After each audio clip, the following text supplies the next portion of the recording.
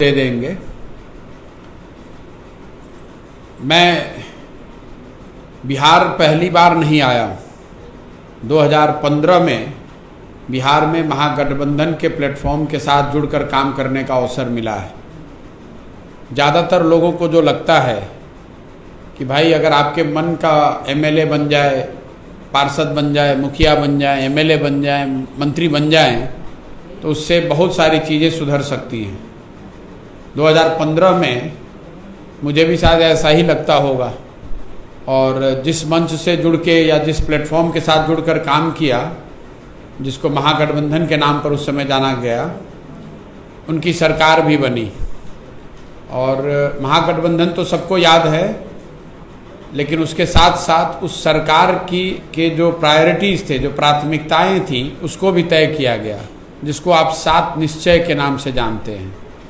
7 निश्चय किसी प्रशांत किशोर या नीतीश कुमार की या किसी उस समय के दल के नेता की सोच नहीं थी, वो बिहार के लोगों की सोच थी। बिहार के 40,000 गाँवों में लोगों को जाकर पूछा गया था कि भाई आने वाली जो सरकार बने 2015 से अगले 5 सालों के लिए, उसकी प्राथमिकताएं क्या हों, उनको क्या करना चाहिए। और करीब करीब 40,000 गाँव में सर्वे के बाद जो 7-8 महत्वपूर्ण मुद्दे निकल कर आए, उन मुद्दों पर के आधार पर 7 निश्चय की परिकल्पना की गई। जैसे एग्जाम्पल के तौर पर लोगों ने गांव में बताया कि सर बेरोजगारी बहुत है, बच्चों को जो बेरोजगार हैं उनको कुछ सहायता मिलनी चाहिए, आर्थिक सहायता मिलनी चाहिए। इसलिए 7 निश्चय का जो पहला प्रॉमिस था, उसमें 1000 रुपये मासिक भत्ते की बात कही गई है।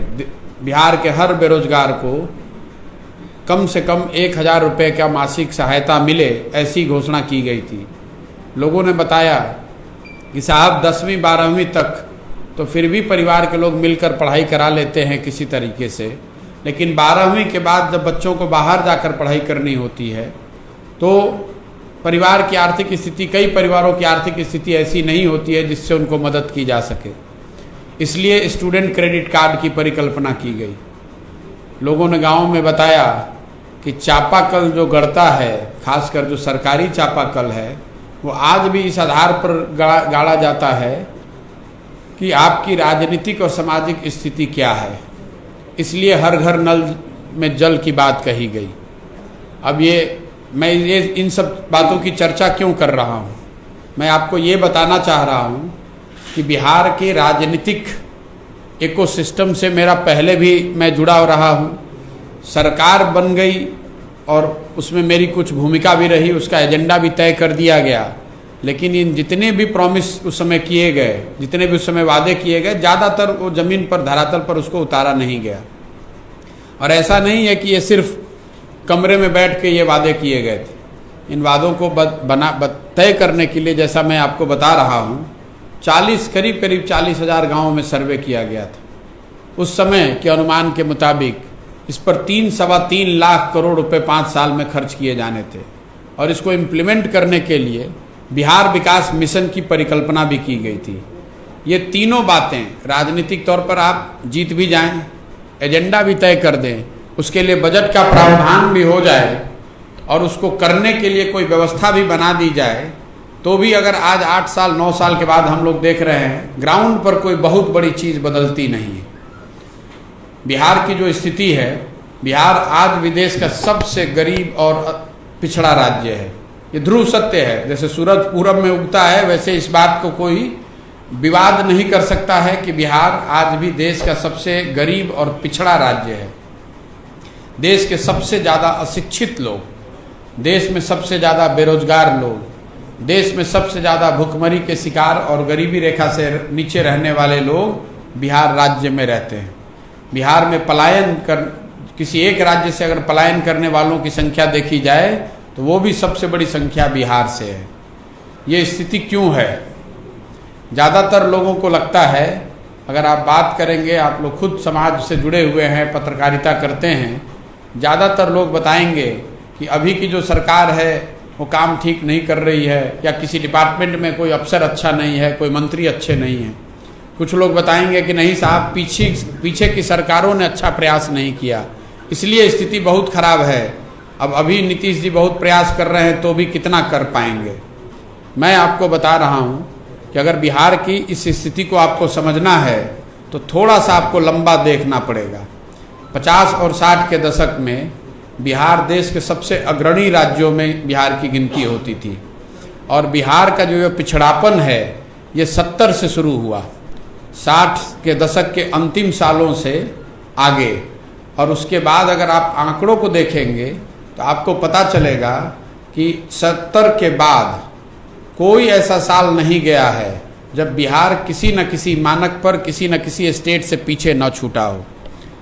बहुत लोगों को लगता है कि बिहार में पूरी व्यवस्था लालू जी के दौरान चरमरा गई, उसका एक पहलू है।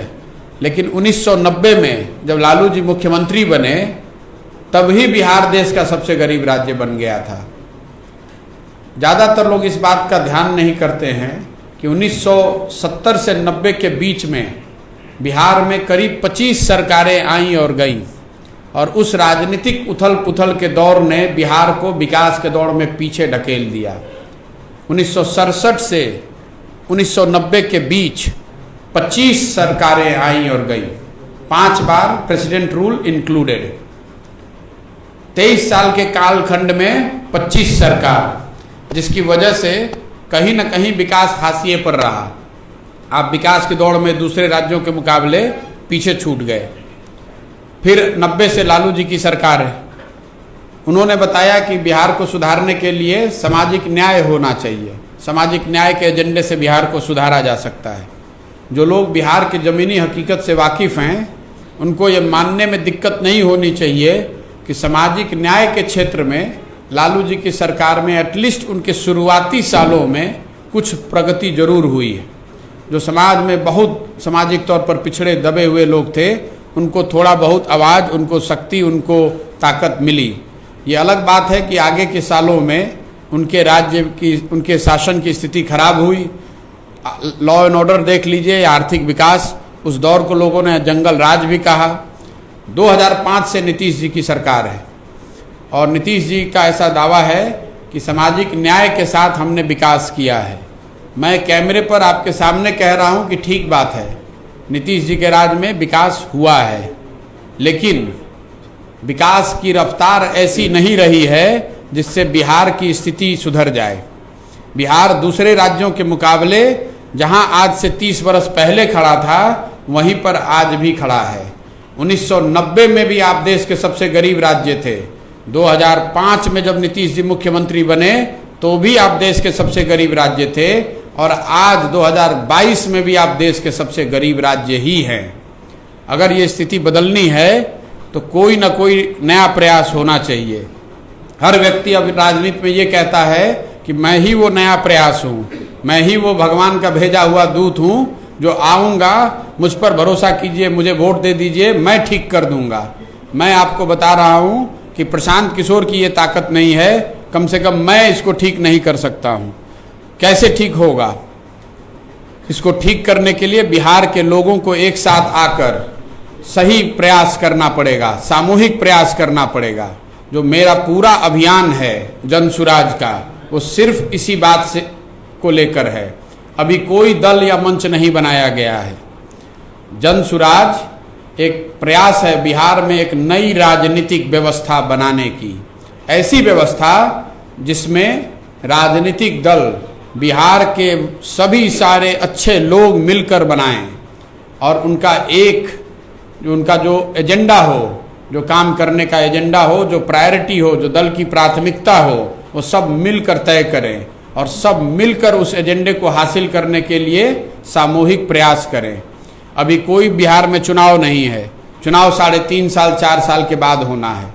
अगर सिर्फ चुनाव के हिसाब से मुझे काम करना होता तो मैं चुनाव से 6 महीने पहले, साल भर पहले आकर दल बना सकता था, चुनाव लड़ सकता था। ये 3 साल 4 साल पहले ये प्रयास क्यों कर रहे हैं?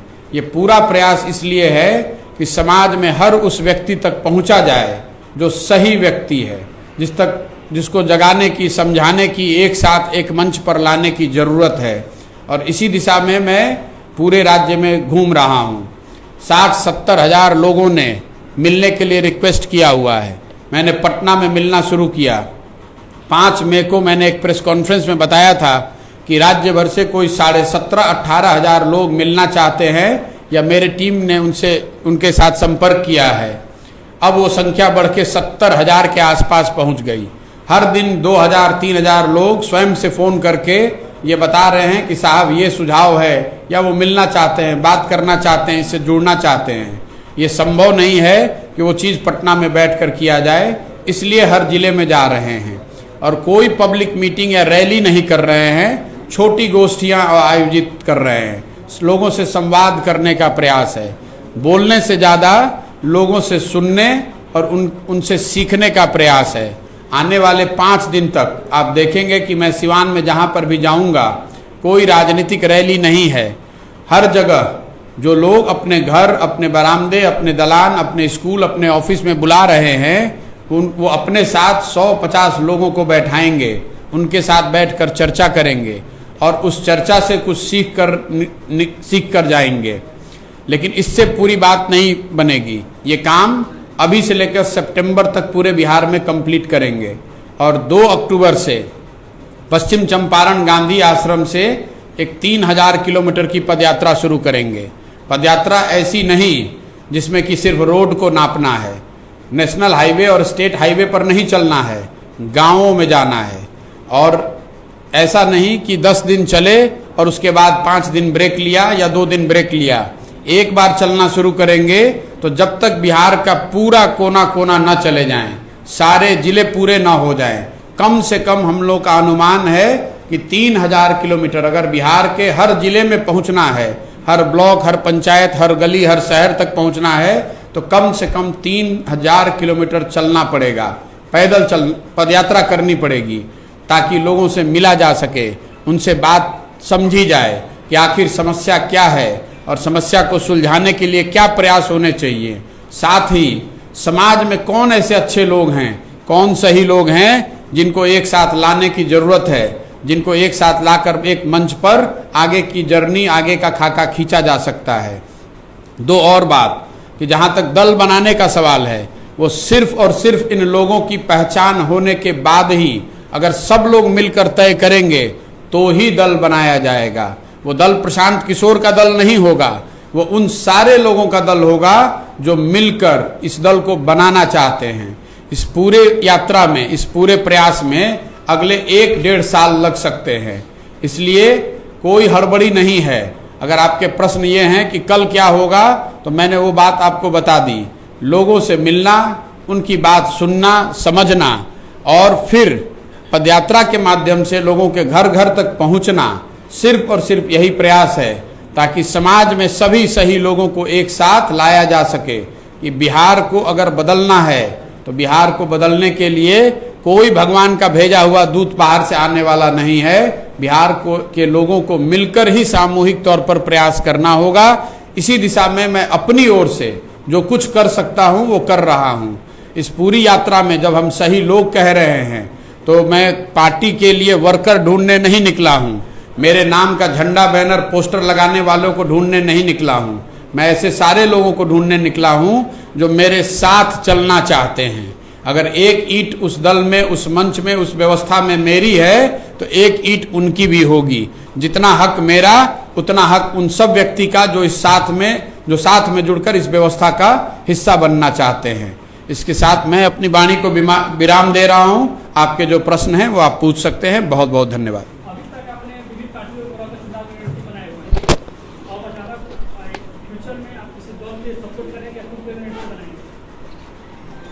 2 मई 2021 को जब बंगाल और तमिलनाडु के रिजल्ट आए, उस दिन मैंने पब्लिकली इस बात को घोषित किया है कि आगे से अब वो काम कभी नहीं करेंगे। इसलिए नहीं कि उस काम को करने में कोई बुराई है, इसलिए कि मेरी समझ में उस समय उस विधा में जो कुछ भी किया जा सकता था उसको मैंने 10 साल कर लिया। अब जीवन में मैं कुछ नया करना चाहता था। फिर मैं 1 साल तक इस बात के उधेड़-बुन में रहा कि क्या करूं जीवन में, आगे क्या करूं। और 1 साल सोचने समझने के बाद ये तय किया है कि बिहार में वापस आना है और वापस आकर एक नई राजनीतिक व्यवस्था बनाने में अपना पूरा सब कुछ समर्पित करना है, इसलिए ये काम कर रहे हैं। भविष्य में उस चीज को करने का कोई सवाल ही नहीं पैदा होता है, किसी व्यक्ति के लिए नहीं, किसी दल के लिए नहीं। सर ये मेरा सवाल है, सर ये मेरा दो सवाल आपसे है कि पहला सवाल है कि जिस तरीके से एक तरफ जहां पूरे देश में एक धर्म आधारित राजनीति लड़ी जा रही है, उसमें आपका विकास का मुद्दा कहां टिकेगा? और दूसरा सवाल है कि सर आपका, और हमेशा हम लोग देख रहे हैं कि आप नीतीश कुमार, कांग्रेस और लालू जी के प्रति बात कर रहे हैं, लेकिन बीजेपी के प्रति आपका कॉर्नर बिल्कुल सॉफ्ट है। ये दो सवाल है। देखिए, जो लोग चुनाव को लेकर बहुत चिंतित हैं कि चुनाव में क्या होगा, उनके लिए दो बात मैं बताना चाहता हूं। एक तो पहली बात, चुनाव अभी 3.5 साल दूर है, उसकी चिंता अभी आप न करें। दूसरी बात, जो मेरा बहुत भारी आलोचक भी है, वो भी एक बात तो जानता है कि प्रशांत किशोर को और कुछ आए चाहे नहीं, चुनाव लड़ाने की समझ है। जितने भी राजनीतिक विश्लेषक हैं उनका सबका सम्मान है, उनका जो भी ओपिनियन है वो मेरे सर माथे पर, लेकिन थोड़ी बहुत समझ समाज की और चुनाव लड़ने और लड़ाने की मेरी भी है। तो आप उसकी चिंता न करें कि अभी की जो व्यवस्था है उनसे कैसे लड़ा जाएगा। साथ ही आपने बिहार में एक लंबा समय इंतजार हुआ है और बिहार को बड़े करीब से देखा है, क्या आपको लगता है कि आपकी जो जन सुराज यात्रा, जो पैदल यात्रा आप करने वाले हैं, गाँव-गाँव जाने वाले हैं, और ये बिहार जो जातीयता यहाँ चरम सीमा पे है, उस परिस्थिति में आप बिहार को बदल पाएंगे? यहाँ हर चीज जातीयता से तय होगी, हर चीज समुदाय से तय होगा।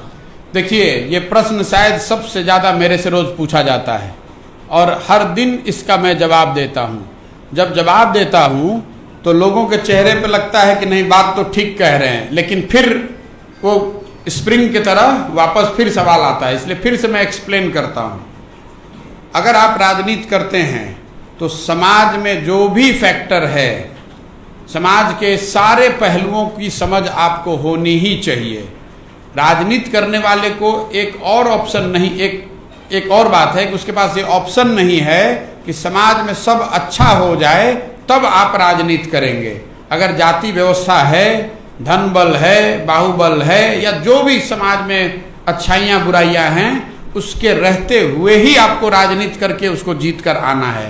पहली बात ये समझिए।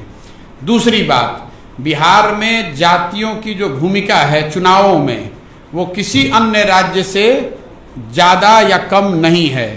आप यहाँ बिहार में चुनाव कवर करते रहे हैं, समाज को शायद मेरे से बेहतर समझते होंगे, लेकिन मैंने बिहार में भी चुनाव कराया है और बिहार के साथ कई अन्य राज्यों में भी चुनाव कराया है।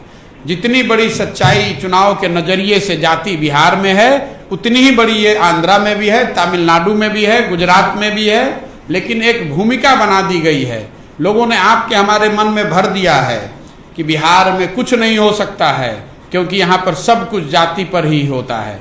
मैं आपको एक एग्जाम्पल देके अभी समझाता हूँ।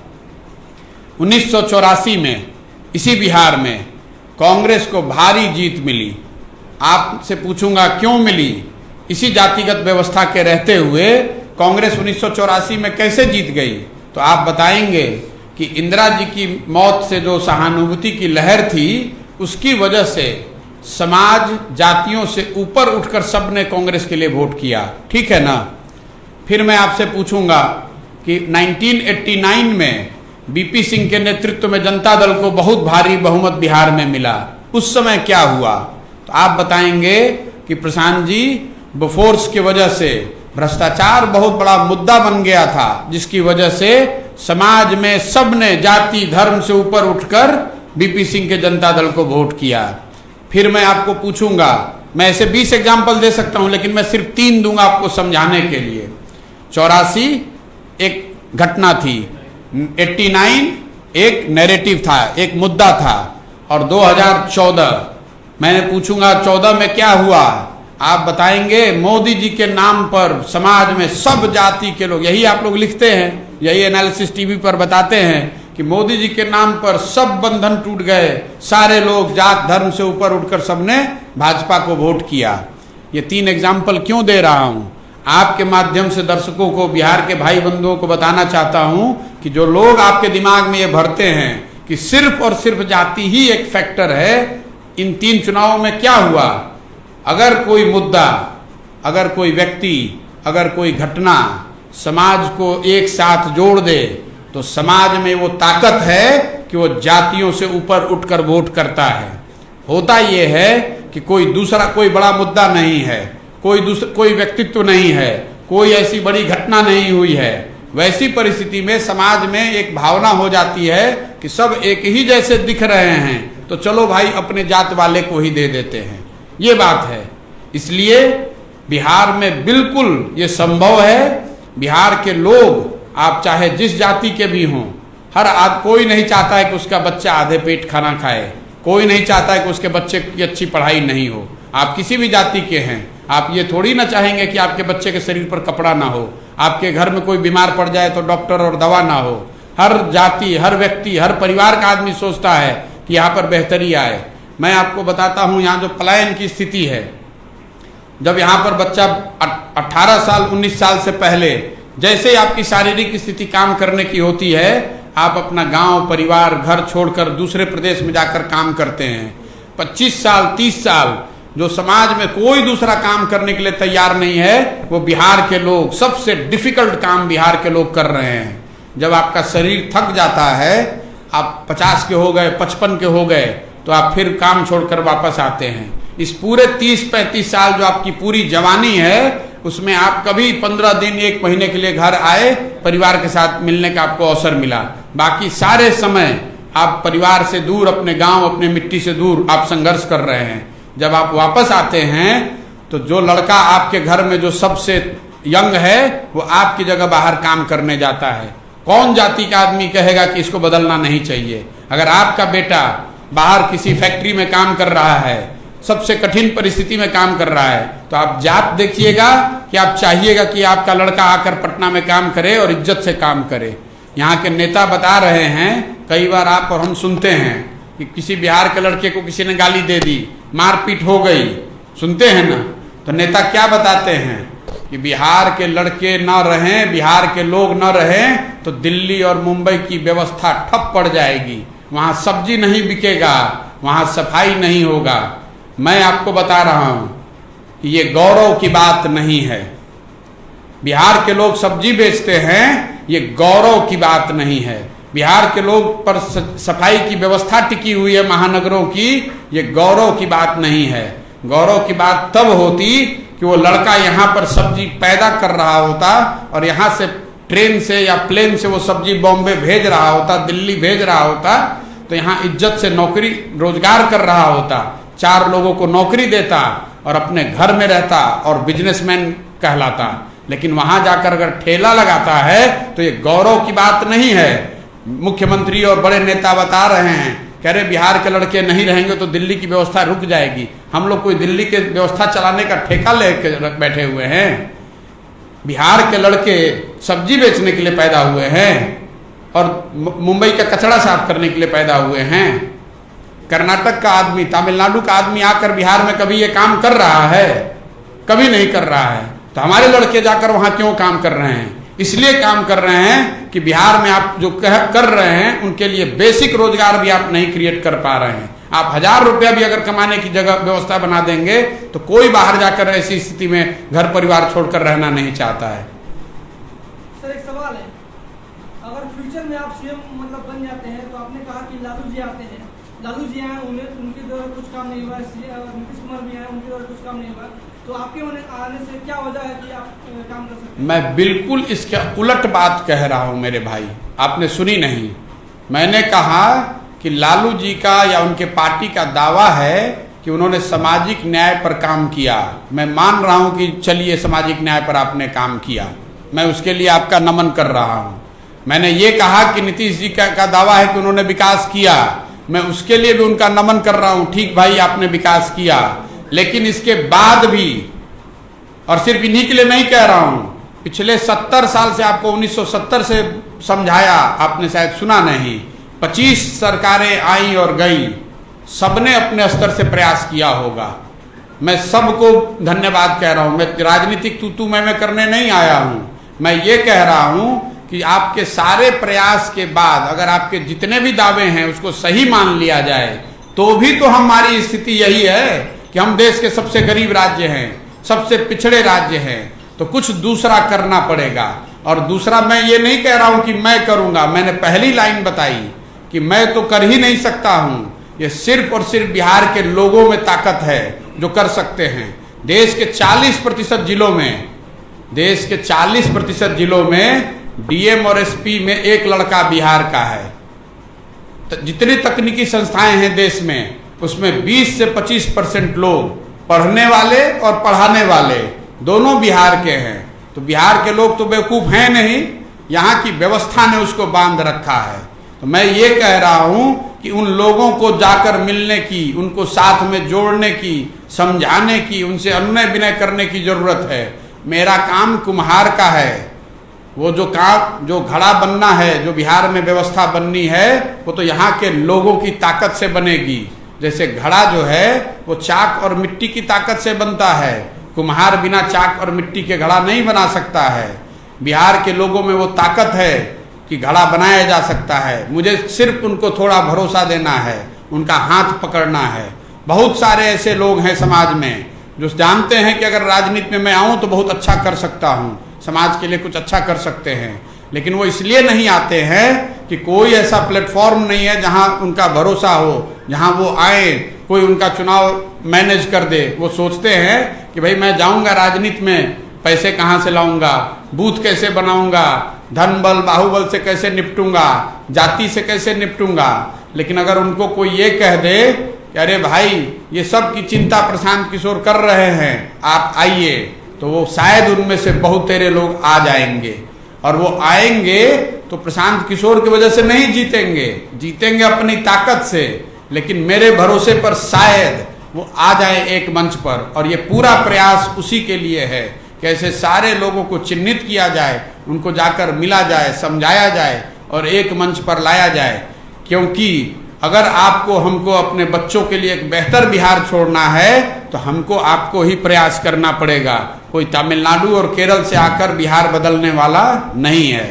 प्रधान जी आपने काम किया है, तो क्या आपके नजरों में अब कोई दल बचा नहीं जहां प्रधान जी की विचारधारा सुरक्षित हो, प्रधान जी काम करें? देखिए, बात इसकी नहीं है। मैंने शुरुआत करी इस प्रेस कॉन्फ्रेंस की, अपना अनुभव बताया महागठबंधन के साथ काम करने का। आप जीवन में कई प्रयोग करते हैं, उन प्रयोगों से में कुछ सफलता मिलती है, कई जगह आप असफल रहते हैं, उसमें कई चीज़ों से आपको सीखने का अवसर मिलता है।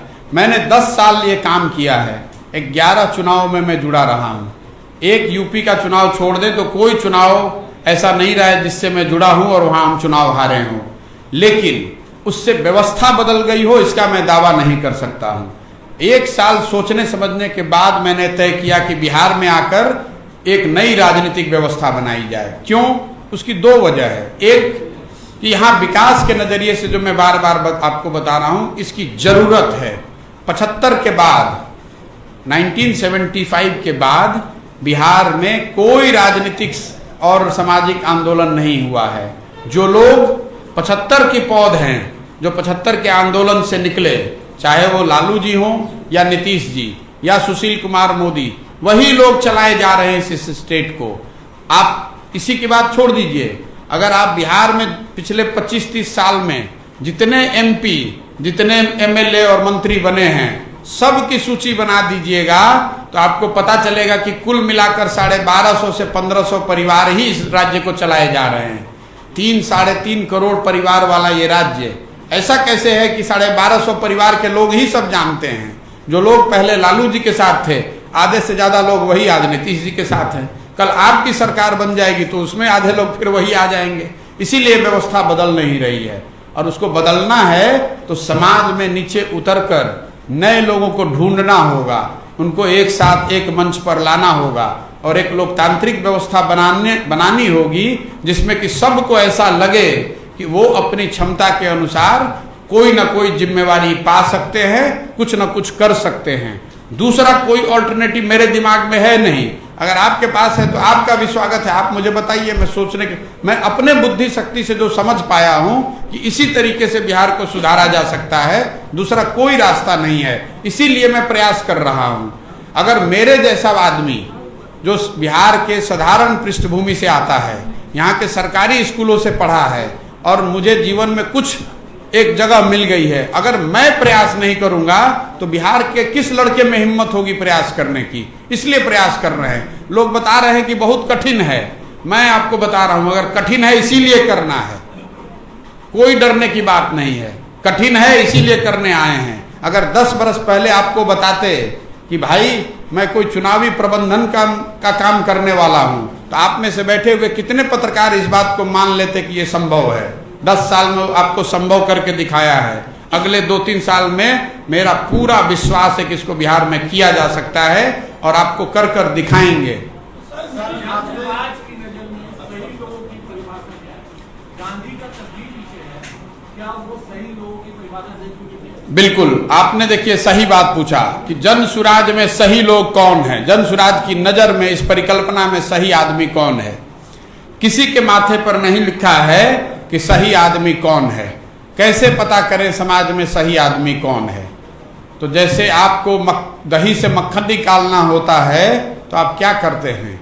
दही को मथना शुरू करते हैं, मथते मथते मथते दही से मक्खन निकल आता है। तो समाज से अगर अच्छे लोगों को ढूंढना है तो समाज को मथना पड़ेगा। जब आप हजारों लाखों लोगों से मिलिएगा, चुनाव के नजरिए से नहीं, इस नजरिए से नहीं कि कौन आपको ज्यादा पैसा दे सकता है, इस नजरिए से नहीं कि किसके पास कितने गनमैन हैं।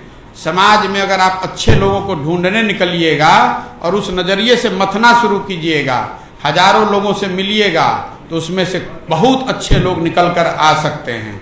ये संभव है कि अगर आपने 100 आदमी ढूंढे जिसको आपने सब प्रयोग के बाद भी सही माना, संभव है कि उसके बाद भी उसमें से कुछ लोग गलत निकल जाएं, लेकिन ऐसा नहीं हो सकता है कि 100% आदमी गलत हो जाए। आज के तारीख में तो कोई वो प्रयास ही नहीं कर रहा है, वो प्रयास करने निकले हैं। एक प्रयास पुष्पम प्रिया ने भी किया था, क्या कहेंगे? मैं किसी पर टिप्पणी नहीं करना चाहता हूं। मैंने उसको दूसरे शब्दों में, जो लोग पार्टी बनाकर चुनाव लड़ते हैं उनके लिए ये 6 महीने साल भर का प्रयोजन है। 6 महीने के बाद बिहार में कोई चुनाव नहीं है, 3.5 साल है। मैं कह रहा हूं कि अगले 1.5 साल 2 साल मैं पैदल हर जगह जा रहा हूं, हर गांव में जाऊंगा, हर व्यक्ति से मिलने का प्रयास करूंगा, सुनने का प्रयास करूंगा। अगर आपको इस प्रयास में और पहले के प्रयासों में सेम ही अगर दिखता है तो मैं आपके विवेक पर छोड़ता हूं इसको। सबसे नजदीक आप रहे भी हैं, उनके साथ कई दिन भी गुजारे हैं आपने। क्या लग रहा है उस समय जब नीतीश कुमार जब सरकार बनाए उसके बाद उन्होंने कहा कि 0 टॉलरेंस की सरकार है, क्या लग रहा है आज वो 0 टॉलरेंस है? देखिए, जहां तक करीब होने का सवाल है, मेरे नीतीश जी से आज भी व्यक्तिगत बहुत अच्छे संबंध हैं। करीब होने का मतलब क्या है? साथ में मिलकर 2015 में काम किया, राजनीतिक तौर पर महागठबंधन बनाया गया, उसमें जो मेरी भूमिका थी छोटी या बड़ी वो मैंने अदा की। मेरी जो समझ थी उसके हिसाब से 7 निश्चय को बनाने में, उसको क्रियान्वित करने में उस समय जो मेरा योगदान हो सकता था वो किया। अब अगर वो जमीन पर इम्प्लीमेंट नहीं हो रहा है तो सिर्फ मेरे संबंध पहले रहे हैं इसलिए मैं बोलूं नहीं, ये कैसे हो सकता है? दूसरा, आपने कहा 0 टॉलरेंस की बात, तो बाकी बात छोड़ दीजिए। 2 दिन से भारी विवाद चल रहा है क्योंकि मैंने शराबबंदी पर बात कही है। अब आप लोग सब सज्जन यहाँ सिवान में बैठे हैं, आप बता दीजिए कि शराबबंदी कितनी प्रभावी तरीके से लागू है। मैं इस बहस में नहीं पढ़ता हूं कि शराबबंदी ठीक है कि गलत है। एक बार को मान भी लीजिए कि ठीक है, तो भी क्या वो लागू है? घर घर में लोग बता रहे हैं कि होम डिलीवरी हो रहा है, तो सरकार को उस बात का संज्ञान लेना चाहिए। ये अहंकार करने से या घर में बैठ के ये अपने गद्दी पर बैठ के मान लेने से कि सब कुछ ठीक है, वो तो बात हो नहीं सकती है। कोई आदमी मुझे पिछले 2 महीने 1-1.5 महीने में नहीं मिला जो ये बता रहा है कि शराबबंदी सक्सेसफुल है। मैंने ट्विटर पे एक छोटा सा पोल डाला है, आप जाकर देखिए, 40,000 लोगों ने उसमें वोट किया है। कोई मैनिपुलेट तो कर नहीं सकता है ट्विटर का पोल।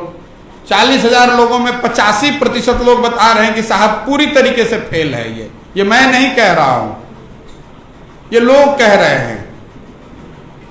सर नशे को लेकर जैसे उत्तर पंजाब हो गया, क्या उत्तर बिहार को बचा पाएंगे आप? जिस तरह से युवा मैं देखिए, बात नशे की हो या शिक्षा की, स्वास्थ्य की हो या रोजगार की, मैं आपको बता रहा हूं कि कोई एक व्यक्ति इसको सुधार नहीं सकता है। प्रशांत किशोर भी नहीं, कोई नहीं सुधार सकता है।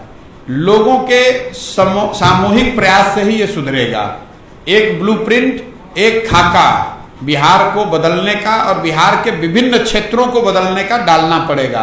अगले साल जब पदयात्रा खत्म करेंगे तो बिहार के विकास से जुड़े 15 महत्वपूर्ण बिंदुओं पर, शिक्षा, स्वास्थ्य, रोजगार, आर्थिक विकास, इंफ्रास्ट्रक्चर, टूरिज्म, जितने भी 15 महत्वपूर्ण पहलू हैं, उस पर एक 10 साल का खाका बनाकर पब्लिक डोमेन में डालेंगे। सिर्फ ये नहीं बताएंगे कि शिक्षा आकर सुधार देंगे, ये भी बताएंगे कि कैसे सुधारेंगे। फिर आपके पास वो अपॉर्चुनिटी है, आपके पास वो मौका रहेगा बिहार के लोगों के पास कि उसको पढ़िए, देखिए, समझिए, जरूरत हो तो सुझाव दीजिए, नहीं अच्छा लगे तो उसको रिजेक्ट कर दीजिए। ये नहीं बताएंगे सिर्फ कि हम आपको इतने लाख रोजगार या नौकरी दे देंगे, ये भी बताएंगे कि वो रोजगार और नौकरी आएगी कहां से।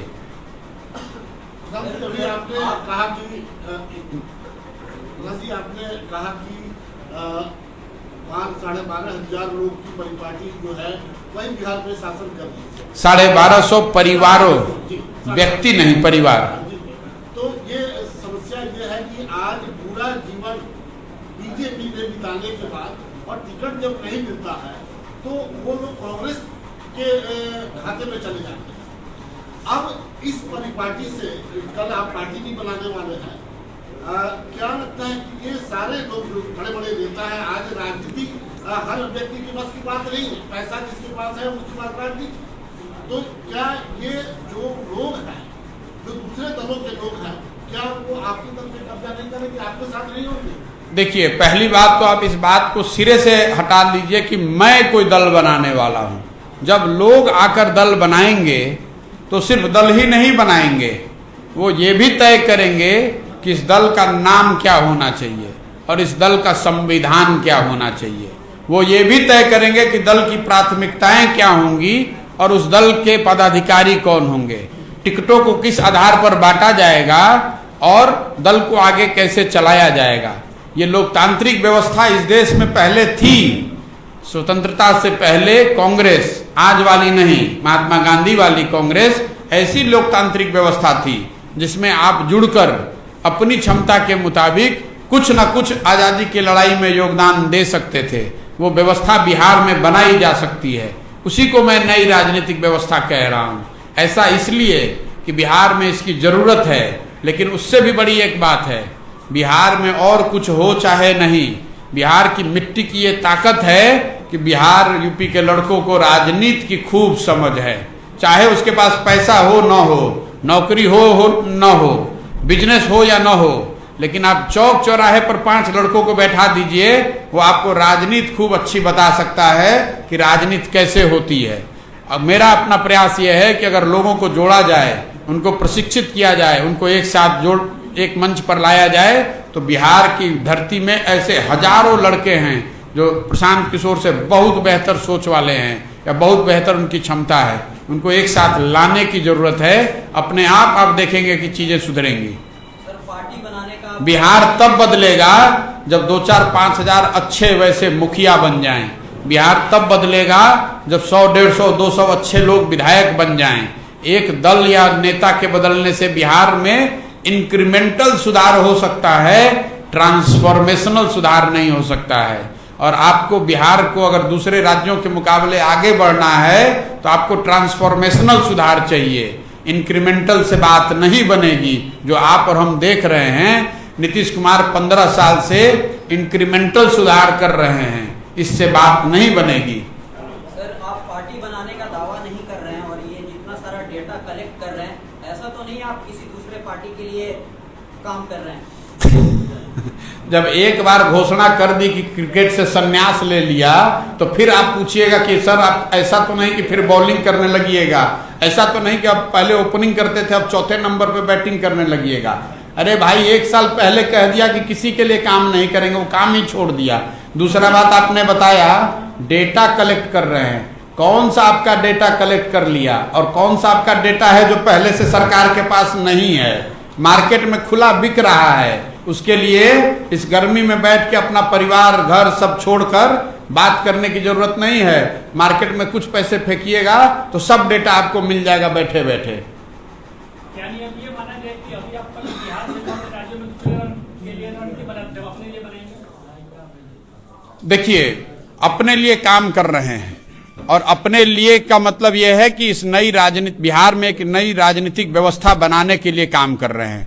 उसमें अपना पराया सब शामिल है। वो पूरी तरह उसके लिए समर्पित हैं। आने वाले कई सालों तक जब तक इसको कर ना लिया जाए तब तक इसको छोड़कर दूसरा कुछ नहीं करने वाले हैं। इस बात को आप गांठ बांधकर रख लीजिए। सब जन स्वराज से पहले अपनी बात बिहार की शुरू किया था अभियान, सर उसे छोड़ दिया गया। अब देखिए, लोग हैं कि समझने के लिए तैयार ही नहीं है। बात बिहार की शुरू किया गया फरवरी 2020 में। मैंने ये बताया कि 1 महीने तक इसको डिजिटली चलाया जाएगा और जो लोग भी बिहार के इसमें जुड़ना चाहते हैं उसके बाद मैं जमीन पर उतर के नीचे काम करूंगा। 20 फरवरी के बाद 1 महीने में 10 लाख के अगेंस्ट 22 लाख लड़कों ने बात बिहार की में अपना डिजिटली कनेक्ट किया। लेकिन जब मैं जमीन पर काम शुरू करूं उससे पहले कोविड हो गया, लॉकडाउन लागू हो गया। तो आप समझिए कि अगर मैं सिवान में आकर कोविड के दौरान ये प्रेस वार्ता कर रहा होता तो आप आते और उससे समाज का भला होता कि और नुकसान हो जाता। अब एक बात उसमें और लोग पूछ सकते हैं, पूछना चाहिए कि अगर आप यहाँ नहीं कर रहे थे तो बंगाल में कोविड के दौरान क्यों काम कर रहे थे? ऐसा इसलिए कि बंगाल में एक बनी बनाई व्यवस्था पहले से है, उसके साथ काम कर रहे थे। जो कोविड प्रोटोकॉल को फॉलो करते हुए आप कर सकते हैं, किसी को सलाह दे सकते हैं। लेकिन अगर आपको हर व्यक्ति से मिलना है, गांव-गांव जाना है, छोटी मीटिंग्स में बैठना है, रैलियां करनी है, लोगों को संबोधित करना है, उनसे कुछ सीखना है, उनको कुछ बताना है, तो वो कोविड प्रोटोकॉल उसमें फॉलो नहीं होता। इसलिए उस काम को रोक दिया था। जैसे ही कोविड 3rd वेव का खत्म हुआ वापस बिहार लौटे हैं। सर एक सवाल यहाँ पे है, सर बिहार में पोटेंशियल बहुत ज्यादा है, खास करके राजनीति को या फिर एजुकेशन के। जैसे आपने कहा कि 38 जिलों पे हर जगह पे डीएम है। 38 जिले नहीं, देश के 40 प्रदेश में 700 से ज्यादा जिले हैं। उसके अरे सुन तो लो मेरे भाई, आप तो गलत याद कर लेते हैं। देश में 700 से ज्यादा जिले हैं, उसमें से 40% मतलब करीब करीब 275 जिले ऐसे हैं जिसमें डीएम और एसपी में एक लड़का बिहार का है। सर इतना कुछ होने के बाद भी बिहार इतना पिछड़ कैसे गया है? अब इतने देर से तो यही समझा रहे हैं भैया, पूरी रामायण हो गई तो आप पूछ रहे हैं कि। पिछड़ कैसे गया सर? धन्यवाद भैया।